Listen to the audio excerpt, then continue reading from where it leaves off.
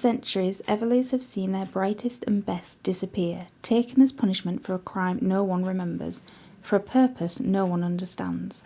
Their tormentor is a woman named Penelope, who never ages, never grows sick, and never forgives a debt. 10 years ago, Violet Everly's mother left to break the curse and never returned. Now Violet must find her mother, or she will be taken in her place. Her hunt leads her into a seductive magical underworld of power-hungry scholars, fickle gods, and monsters bent on revenge, and into the path of Penelope's quiet assistant Alexander, who she knows cannot be trusted, and yet to whom she finds herself undeniably drawn.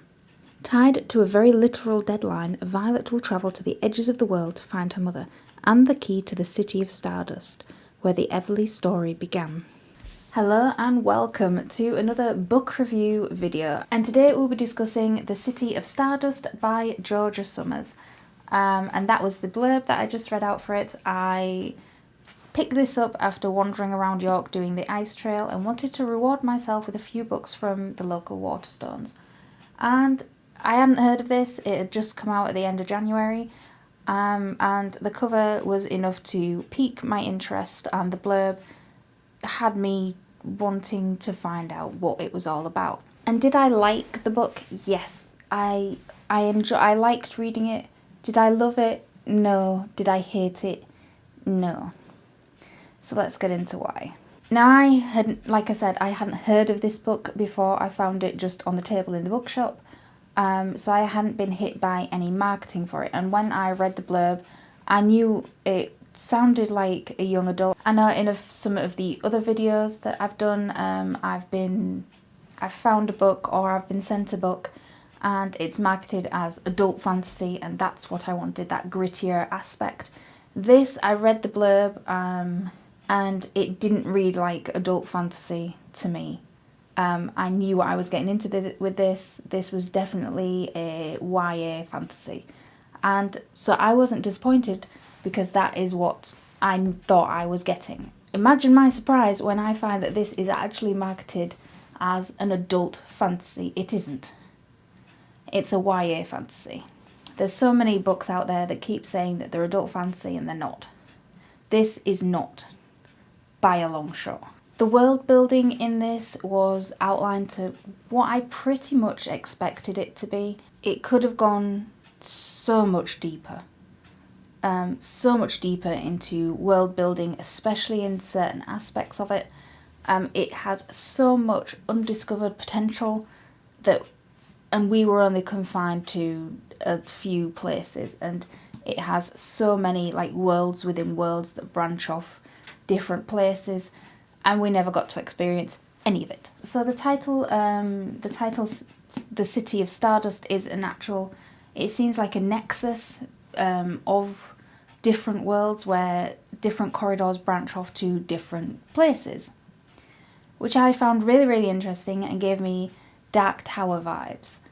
This is nowhere near the Dark Tower, that was the only correlation it has between that. And as I said, the City of Stardust has different corridors going to different worlds, and in this whole book, I mean, it's not that big.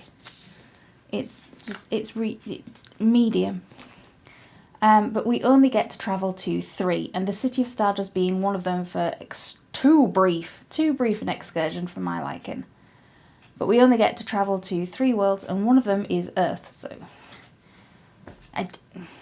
no, if I'm going for a fantasy book, I don't want to be on Earth. I want to be in a different place, a fantasy world, not the real life. I read a book to escape. And like I said, this has a whole magical realm to it. There's lots of different magics being incorporated on it, and for all the magic that is in it and is spoken about, we get to experience absolutely none of it.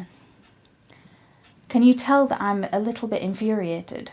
And I'm infuriated because our main character Violet, in the search for her mother, keeps coming across different characters who are interesting and who keep mentioning that her mother had a power and that's why she's running.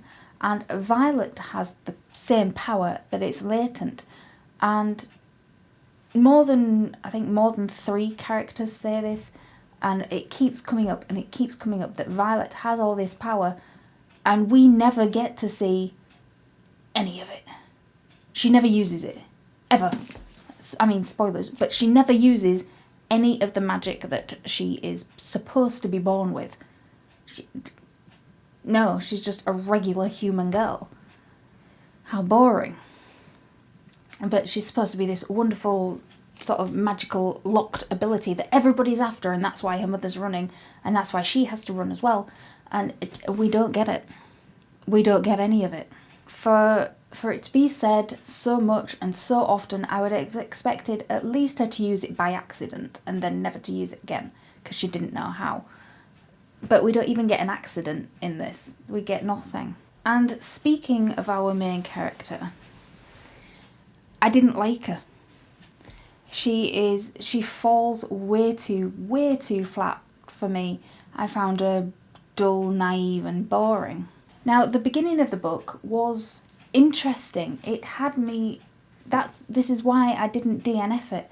The first few, first section, that much, was interesting. It was interestingly written. It kept my attention. You kept being introduced to all these interesting characters. You never met them again. But they were interesting, and the way that they were interacting and the sort of danger lurking behind everything was written really, really good. And then you get to the middle, which is where the whole stack of cards falls down for me. It got boring and monotonous, and I kept finding myself in the middle of reading it, just putting it down and scrolling on TikTok because I was bored. It had lost that momentum and it didn't find it again. The story hopped about from place to place, as did our main character Violet, and in all of these places that she hops and hops about in, nothing happens. Nothing happens. You don't even get to hop and hop around with her. While she was doing all the hoppy around, she had interesting interactions with interesting characters, some of them that we'd already met in the first section, and the reader doesn't get to experience any of it. Because Violet, you get all this information in retrospect when Violet is thinking back over what she's been doing. You're not even experiencing any of it. You're experiencing it from what her recollection is, not in real time where you were in the first section of the book. And I'm like it. I don't like it when it does that. I'm out. I am completely out. It dropped me. I mean, I understand why Violet was the main character. She's the main female character, and the main male character is Alexander, and he's Penelope's assistant. And he was more interesting. I found him a lot more interesting than I did Violet. He had a definable character arc through the whole book. It didn't fall off for him.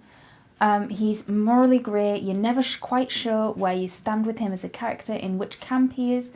Is he in the good camp? Has he got good intentions? Has he got good intentions that manifest as bad intentions? Has he got bad intentions that manifest as good intentions? You never really know, and you don't get to know. And that's what I like. I preferred him as a main character than I did Violet, and unfortunately we're in Violet's mind for 70% of this. So no. But one of my main gripes, bugbears, I call it gripes.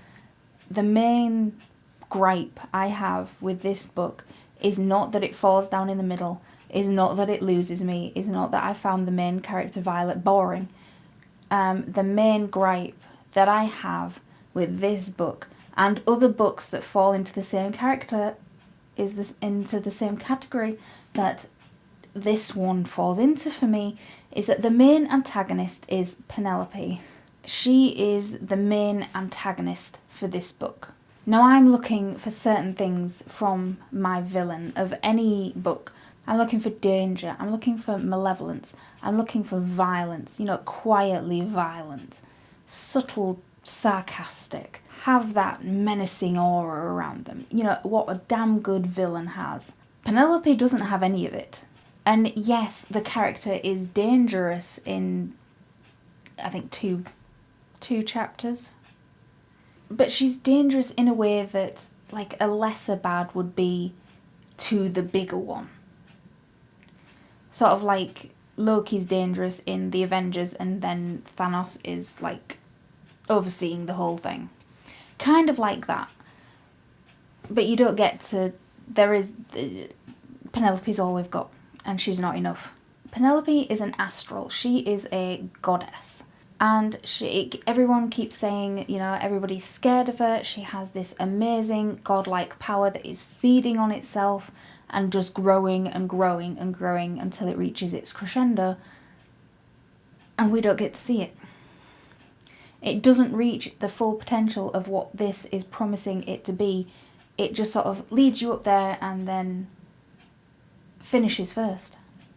And so the villain, for me, commits the ultimate sin of being boring and having a very dull backstory. And don't even get me started on the end, because I finished it and felt like throwing it across the room. For all that it promised, it delivered me boring romance at the end.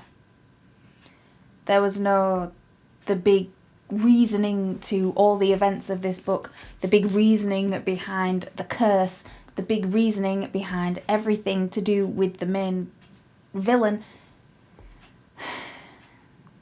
is romance. It's not what I wanted, it's not what I expected. I expected a bit more danger.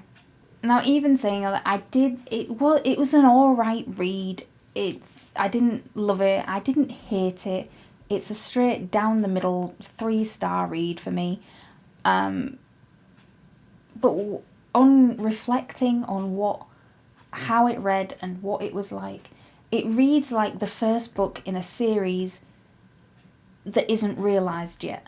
So as far as I know, this isn't going to be a series. But if it was, I get more of why this book is like it is.